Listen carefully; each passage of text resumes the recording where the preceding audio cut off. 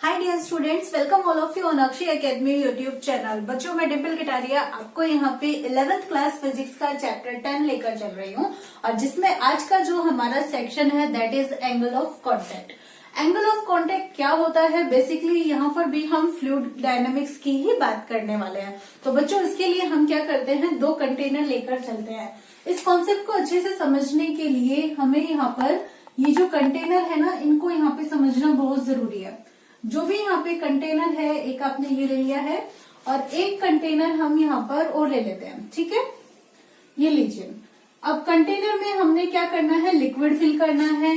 अब यहाँ पर हम दो अलग अलग तरह के लिक्विड फिल करेंगे। तो फर्स्टली हम यहाँ पर सपोज कर लीजिए वाटर जो है वो फिल कर लेते हैं। ये लीजिए, यहाँ पे वाटर फिल कर दिया है। तो मैं यहाँ पे कंसेप्ट दूंगी कि जो भी लिक्विड आप यहाँ पर यूज कर रहे हो दैट इज वाटर, और ये जो भी वाटर है बच्चा यहाँ पर इम्प्योर है। ओके, इम्प्योर वाटर है, that means there is a purity in this water.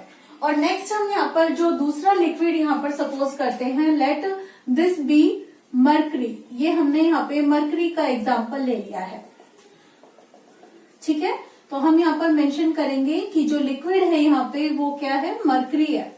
अब कॉन्सेप्ट है कि यहाँ पर एंगल ऑफ कांटेक्ट हम कैसे देखेंगे। तो बच्चे, हम यहाँ पे क्या करते हैं कि ये जो भी हमने यहाँ पे कंटेनर लिया है, हम इसमें एक ग्लास स्ट्रिप ले लेते हैं। ग्लास स्ट्रिप ले लेते हैं किस तरीके से, या फिर ग्लास ट्यूब ले लेते हैं और इसके अंदर उसको हम डिप कराते हैं। ये लीजिए, इस तरीके से ये हमने ग्लास स्ट्रिप जो है वो ड्रिप करा दिया, ठीक है। जब आप बच्चा इसमें डिप कराते हो तो यहाँ पर देखते हो कि ये जो कांटेक्ट लेवल होता है, यहाँ पे ये जो लिक्विड का जो सरफेस होता है ना, इसकी जो शेप है वो थोड़ी चेंज हो जाती है। पहले कैसा था, एकदम ऐसे हॉरिजेंटल। अब आप देखोगे कि ये जो यहाँ पर सरफेस होता है वो इस तरीके से चेंज हो जाता है, ठीक है, लाइक दिस, ऐसे। तो हम यहाँ पर देख रहे हैं कि ये तो मतलब जो सरफेस है वो राइज हो गया है। ओके, तो जैसे ही आपने यहाँ पर एक ग्लास ट्यूब जो है इसमें डिप की है, तो आप यहाँ पर देख रहे हो कि जो सरफेस है इसका वो क्या हो जाता है, राइज हो जाता है। क्लियर? सो मेंशन कर देते हैं कि यहाँ पे ये राइज हो जाता है।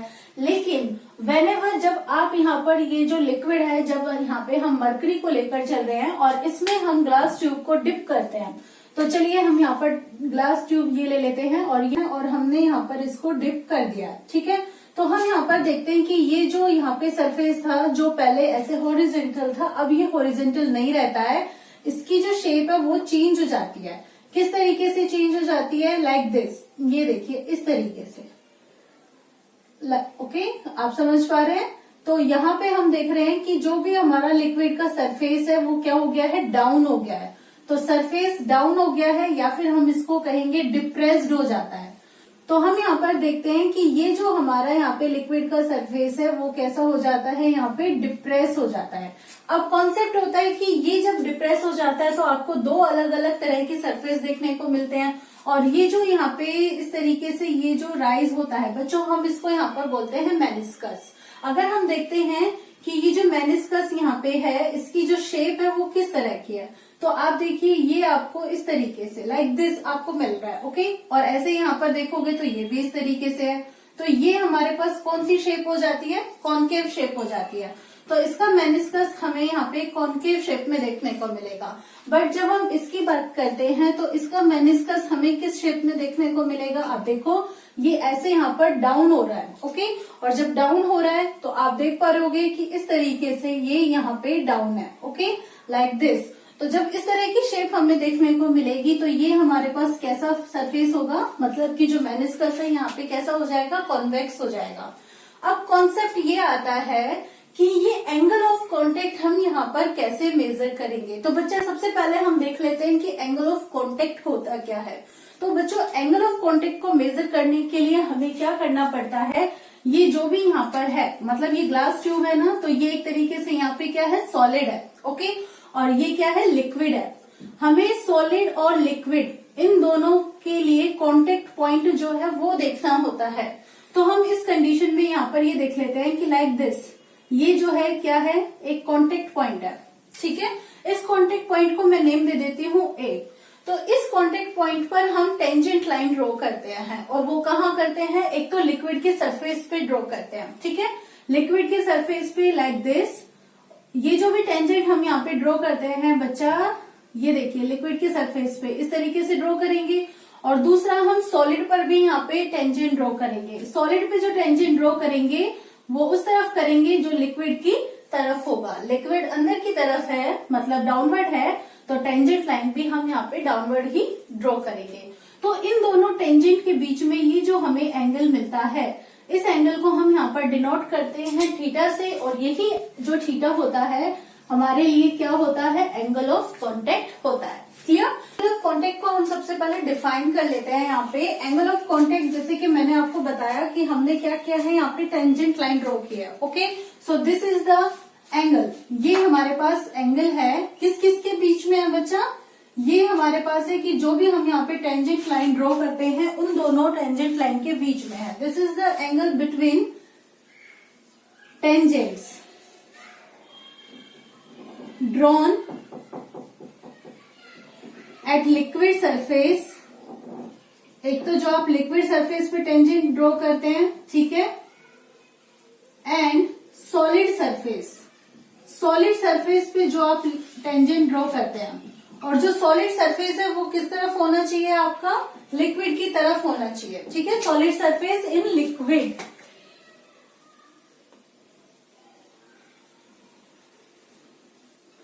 This is the angle between tangents drawn at liquid surface and solid surface in liquid। तो ये हमारा यहाँ पे एंगल ऑफ कॉन्टेक्ट होता है। तो अगर हम यहाँ पर देखें इस वाले केस में, जब हमारे पास लिक्विड क्या है, वाटर है, और वो भी इम्प्योर वाटर, तो बच्चा इस कंडीशन में हमारे पास जो एंगल ऑफ कॉन्टेक्ट होता है इसकी वैल्यू क्या होती है। हम देख रहे हैं कि एंगल ऑफ कॉन्टेक्ट जो है यहाँ पे, आप देखिए इन दोनों के बीच में ये वाला एंगल ऑफ कॉन्टेक्ट है, that is lesser than 90 degree. और जब ये 90 डिग्री से बिलो होता है, that means this is acute angle. ये हमारे पास कैसा होता है, एक्यूट एंगल होता है। ओके, अब कंडीशन देखो आप यहाँ पे नेक्स्ट वाली, यहाँ पे क्या है कि ये आपने कोई भी पॉइंट ऑफ कांटेक्ट सपोज किया, सपोज कीजिए ए, ठीक है, इसमें आपने ये लिक्विड का सरफेस है, इस लिक्विड के सरफेस पे ये आपने एक टेंजेंट लाइन ड्रॉ की है, डन। और नेक्स्ट आपने जो टेंजेंट लाइन ड्रॉ की है वो सॉलिड सरफेस, और वो भी कहाँ पर, जहां पर लिक्विड है, यानी कि लिक्विड की तरफ। तो इन दोनों के बीच में ये जो एंगल बन रहा है टेंजेंट्स के बीच में, this is known angle of contact. और बच्चा इस कंडीशन में जो एंगल ऑफ कॉन्टेक्ट है वो कैसा है, हमारे पास ऑब्ट्यूज एंगल है। ओके, सो हम यहाँ पे मेंशन करेंगे angle of contact is obtuse. ये हमारे पास ऑब्ट्यूज होता है। अब कॉन्सेप्ट है कि ये जो प्रोसीजर होता है, मतलब ये जो सीन आपको देखने को यहाँ पर मिलते हैं, इनके बीच में रीजन क्या होता है। तो बच्चा यहाँ पर बेसिकली दो तरह के फोर्सेज होते हैं जो रिस्पॉन्सिबल होते हैं, और वो कौन कौन से फोर्स होते हैं, एक हमारे पास होता है एडहेसिव फोर्स, और दूसरा हमारे पास होता है कोहेसिव फोर्स। ठीक है, जैसे मैं यहाँ पे मेंशन कर देती हूँ एडहेसिव फोर्स। एडहेसिव फोर्स में क्या होता है कि जब हमारे पास जो फोर्स है वो किस किस के बीच में लगता है, मॉलिक्यूल्स के बीच में लगता है। ठीक है, मॉलिक्यूल्स में। लेकिन यहाँ पर जो मॉलिक्यूल्स हैं वो कैसे होते हैं, एक ही मटेरियल के नहीं होते हैं, दो डिफरेंट मटेरियल के होते हैं। जैसे कि अगर आपने ये जो सॉलिड लिया है तो एक तो ये हो जाएगा इसके मॉलिक्यूल, और यहाँ पर लिक्विड है तो लिक्विड के मॉलिक्यूल, मतलब सॉलिड और लिक्विड के मॉलिक्यूल्स के बीच में जो इंटरमॉलिक्यूलर फोर्स यहाँ पे वर्क कर रहा है, that is the adhesive force. Clear? तो यहाँ पर आपके पास जो मॉलिक्यूल्स हैं वो कैसे हैं, डिफरेंट काइंड के हैं, डिफरेंट काइंड्स ऑफ मॉलिक्यूल्स। तो एक तो ये फोर्स होता है हमारे पास, और जो दूसरा फोर्स होता है जिसको मैंने आपको क्या बताया, ये भी कोहेसिव फोर्स होता है। ठीक है, कोहेसिव फोर्स में क्या होता है कि सेम टाइप के मॉलिक्यूल्स होते हैं। ओके, सेम टाइप के मॉलिक्यूल्स होते हैं, सेम काइंड्स ऑफ मॉलिक्यूल। यानी कि अगर आप बात करेंगे लिक्विड के मॉलिक्यूल्स के बीच में, तो जो सिर्फ लिक्विड ओके, लिक्विड के मॉलिक्यूल्स के बीच में जो फोर्स लगेगा that is the cohesive force. Similarly solid के मॉलिक्यूल्स के बीच में जो फोर्स लगेगा that is cohesive force. But जो सॉलिड और लिक्विड उनके मॉलिक्यूल्स के बीच में जो फोर्स लगेगा वो हमारे पास कैसा हो जाता है, एडहेसिव फोर्स होता है। ठीक है, तो अब कॉन्सेप्ट है इनका। यहाँ पर देखो हम क्या देख रहे हैं कि जो लिक्विड का सरफेस है ना, वो ये जो ट्यूब है, इस ट्यूब के पास आके राइज हो जाता है। राइज हो जाता है लाइक एक तरीके से हम ये कह सकते हैं कि ये वाला जो लिक्विड है इस सॉलिड के पास आकर स्टिक हो जाता है ना, स्टिक, चिपक रहा है। क्यों चिपक रहा है? वाई? वो इसलिए चिपक रहा है क्योंकि जो लिक्विड के मॉलिक्यूल्स हैं वो सॉलिड के मॉलिक्यूल्स के साथ इंटरेक्शन कर रहे हैं। ओके, इंटरेक्शन कर रहे हैं, दैट मीन्स लिक्विड के मॉलिक्यूल्स और सॉलिड के मॉलिक्यूल्स। तो कौन सा फोर्स हो गया? एडहेसिव फोर्स हो गया। So we will write here कि इस कंडीशन में हमारे पास जो एडहेसिव फोर्स होता है, ओके, इसकी वैल्यू कोहेसिव फोर्स से क्या हो जाती है? ज्यादा हो जाती है। इसका मीनिंग ये हुआ कि जो कोहेसिव फोर्स है उसकी वैल्यू क्या है? कम है। तो कोहेसिव फोर्स जो है वो कहाँ पे वर्क कर रहा है? लिक्विड के मॉलिक्यूल्स के बीच में, लाइक वाटर। ठीक है, तो यानी कि जो वाटर के जो मॉलिक्यूल्स है उनके बीच में इंटरेक्शन क्या हो रहा है? कम हो रहा है। किसके कंपैरिजन में? वाटर और सॉलिड के कंपैरिजन में। इसका मतलब ये हुआ कि ये जो सॉलिड के मॉलिक्यूल्स है ये वाटर के मॉलिक्यूल्स को अपनी तरफ स्टिक कर रहे हैं ना, अपनी तरफ यहाँ पे अट्रैक्ट कर रहे हैं। और बच्चे जब ये अपनी तरफ अट्रैक्ट करेंगे तो ये जो वाटर है इसका लेवल यहाँ पे इंक्रीज हो जाएगा। ठीक है, कॉन्सेप्ट क्लियर हुआ? हम इसको यहाँ पर एक कॉन्सेप्ट से और क्लियर कर सकते हैं। वो क्या? जैसे अब आपने देखा कि यहाँ पे ये हमारे पास सॉलिड है, ठीक है, और नेक्स्ट कंडीशन में हमने ये देखा कि ये हमारे पास यहाँ पे लिक्विड का हो जाता है सेम। ठीक है, हम इस वाले कंडीशन को यहाँ पर लेकर चल रहे हैं। हम ये देखते हैं कि जो यहाँ पर जो कोहेसिव फोर्स है, कोहेसिव फोर्स यानी कि जो लिक्विड्स के बीच में लग रहा है, तो मैं यहाँ पर एक काम करती हूँ, इन वाले जो फोर्स को ले लेते हैं कि ये इधर लग रहा है, मतलब जो लिक्विड के मॉलिक्यूल्स हैं वो यहाँ पर इस वाटर को, इस पॉइंट पर इस वाटर को नहीं चाहते कि वो सॉलिड की तरफ अट्रैक्ट हो। ओके, तो इनका जो फोर्स लगेगा वो इस तरफ लगेगा। हम इसको ले लेते हैं कि ये हमारा कोहेसिव फोर्स है। डन।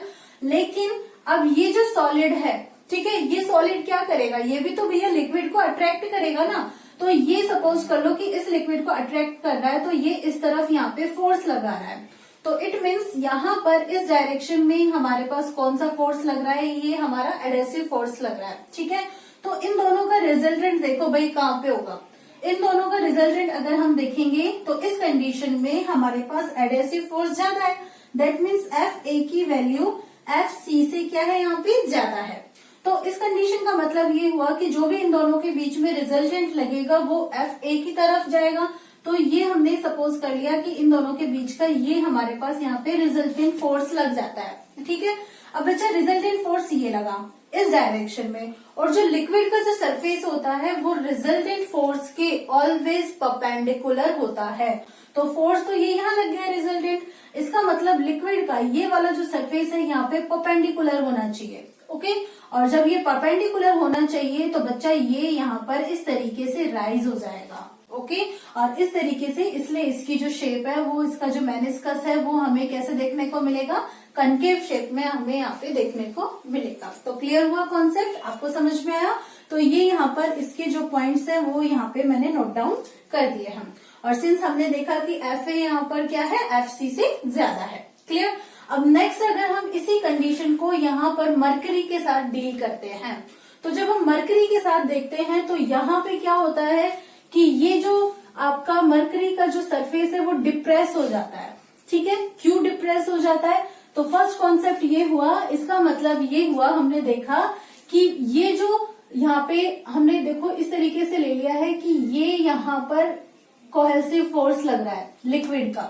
ठीक है, अब ये कोहेसिव फोर्स यहाँ लग रहा है और एडहेसिव फोर्स आपका जो लगेगा वो इस डायरेक्शन में लगेगा। क्लियर? नाउ हम क्या कह रहे हैं कि ये जो लिक्विड का जो सरफेस है ये क्या कर रहा है? डिप्रेस हो रहा है। डिप्रेस हो रहा है, इसका मतलब ये सॉलिड की तरफ अट्रैक्ट नहीं हो रहा है। नहीं हो रहा है ना, तो यहाँ पर कॉन्सेप्ट क्या हुआ कि एफ सी की वैल्यू क्या हो जाती है? फिर एफ ए से ज्यादा हो जाती है। क्यों? क्योंकि ये तो सॉलिड से इंटरेक्शन करना ही नहीं चाह रहा है, नहीं करना चाह रहा है, इसलिए ये थोड़ा डिप्रेस हो रहा है। सो हम यहाँ पे मेंशन करेंगे कि इस कंडीशन में जो हमारे पास एडहेसिव फोर्स होता है वो कोहेसिव फोर्स के कंपैरेटिवली क्या होता है? एडहेसिव फोर्स इन दोनों की कंपैरेटिवली क्या होता है? कम होता है। ठीक है, ये हमारा कोहेसिव फोर्स के कंपैरेटिवली हो गया कम। सो मेंशन करेंगे F A this is less than F C. ये हमारा यहाँ पर FC से कम हो गया। ठीक है, अब ये आपका FA कम है, FC ज्यादा है, तो रिजल्टेंट आप निकालोगे। आप देखोगे ये इधर है, ये इधर है, तो इनका जो रिजल्टेंट है वो कहाँ होगा, इस तरफ हो जाएगा। ठीक है, ये हो गया आपका रिजल्टेंट फोर्स FR। अब सिंस लिक्विड जो होता है उसका सरफेस आपके रिजल्टेंट के क्या होता है, परपेंडिकुलर होता है, तो ये रिजल्टेंट इस तरफ है तो इसके परपेंडिकुलर इस तरीके से आएगा, और इस तरीके से ये तभी आएगा जब ये क्या होगा, यहाँ पे डिप्रेस होगा। क्लियर हुआ कॉन्सेप्ट? तो इस वजह से ये क्या हो जाता है, डिप्रेस हो जाता है। अब नेक्स्ट कॉन्सेप्ट एक और है बच्चा, यहाँ पे क्या आपने देखा कि यहाँ पर तो लिक्विड सॉलिड की तरफ क्या हो रहा है, अट्रैक्ट कर रहा है ना, यानी कि लिक्विड के जो पार्टिकल्स है, लिक्विड के जो मॉलिक्यूल्स है, वो सॉलिड के मॉलिक्यूल्स के साथ जाकर चिपक रहे हैं, और जब वो चिपक रहे हैं इसका मतलब ये वाला जो लिक्विड है वो इस सॉलिड को क्या कर देगा, वेट कर देगा। ओके, इसे गीला कर देगा। सो नेक्स्ट हम यहाँ पर लिखेंगे liquid wets the solid wall here. और जब हम यहाँ पर देखेंगे मरकरी के केस में देखेंगे तो यहाँ पे क्या हो जाता है, ये डिप्रेस हो जाता है, कोहेसिव फोर्स ज्यादा हो जाता है, मतलब मरकरी के मॉलिक्यूल्स के बीच में फोर्स ज्यादा लग रहा है। तो जो मरकरी के जो मॉलिक्यूल्स है वो सिर्फ आपस में ही चिपकना चाहेंगे, वो इस सॉलिड से चिपकना नहीं चाहेंगे। तो इससे नहीं चिपकेंगे तो इस कंडीशन में यहाँ पर आप क्या लिखेंगे कि जो भी मरकरी है ये क्या करेगा, does not wet the walls of solid. तो ये हमारे पास यहाँ पे कंप्लीट कॉन्सेप्ट हो जाता है किसका, एंगल ऑफ कांटेक्ट का। तो बच्चों आप एक बार इसे नोट कर लीजिएगा। नेक्स्ट वीडियो जो होगा उसमें हम डिस्कस करेंगे कैपिलरी एक्शन को। तब तक के लिए bye bye, tata. Thank you so much for watching my channel.